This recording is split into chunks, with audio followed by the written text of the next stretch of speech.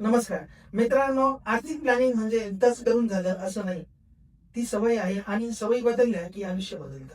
आपल्याकडे एक गैरसमज आहे, एका दिवशी बसून आर्थिक प्लॅनिंग केलं की सगळं सेट. पण खरं आहे का? जशी रोजची चहाची सवय, तशीच पैशाचे नीट नियोजन करण्याची सवय आपली बनली पाहिजे. सुरुवात कशी करायची? तर खूप सोपं आहे. पहिली पायरी महिन्याचा खर्च नोंदविणे. दुसरी पायरी किमान 6 महिन्याचा इमर्जन्सी फंड तयार करणे. तिसरी पायरी टर्म इन्शुरन्स आणि हेल्थ इन्शुरन्स म्हणजे कुटुंबासाठी बेसिक सुरक्षा करणं. चौथी स्टेप आहे गोलनुसार गुंतवणूक करणे. आता मग सांगा, हे एका दिवसाचं काम आहे का? पण एक पायरी दुसऱ्या पायरीवर ठेवली की प्लॅनिंग आपोआप चालायला लागतं.